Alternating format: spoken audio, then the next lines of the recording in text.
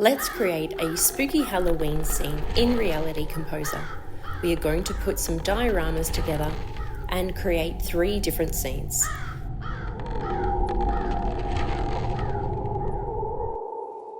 The first thing to do is to download all of your 3D assets. I use a program called Sketchfab. Download and save these into your files in a Halloween folder. It is a good idea to have some static objects and some moving as well. Open up Reality Composer. Tap plus in the top right hand corner and choose a horizontal anchor. Tap twice on the cube and tap delete. Tap twice on the text box and tap delete. Now let's import all of our 3D assets. Tap on plus in the top right hand corner to open up the content library. Tap on import and create a slide over with your Files app. Drag and drop all of your 3D assets straight into the import area.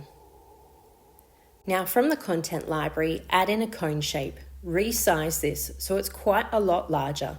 Tap and hold on the rings and rotate around the cone. Tap, hold and drag your arrows to drag your diorama up so it appears to sit in the air. Tap twice on your cone and tap on duplicate to create a copy of this. You might need to tap on the arrow at the end of the editing banner to find duplicate. Use your arrows to reposition your second diorama and repeat the steps to add a third. You can also color in your dioramas.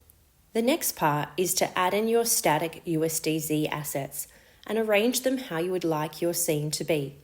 You might want to choose a particular theme for each diorama. My first diorama is a stone graveyard with crows flying around it. My second diorama is a Halloween house with a zombie graveyard and zombies walking through here.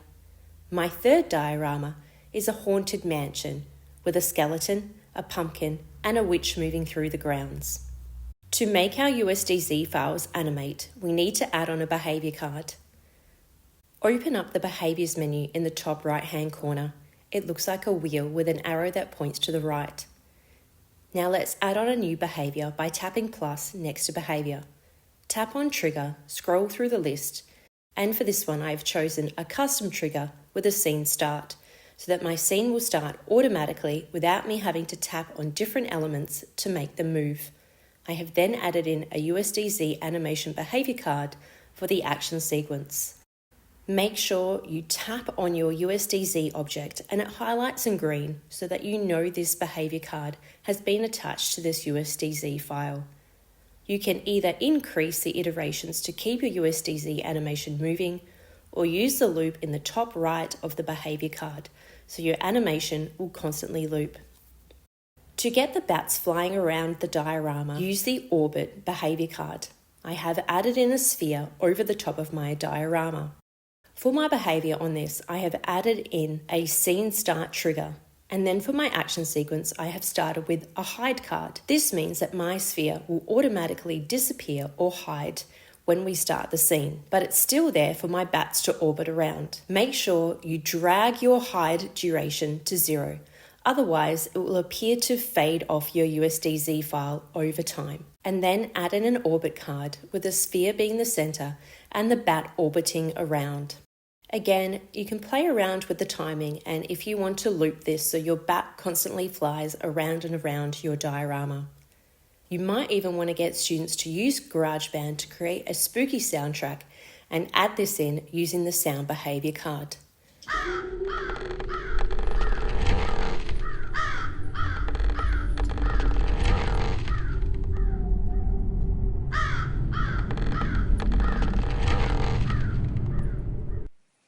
Test out your scene by tapping on AR in the top right hand corner.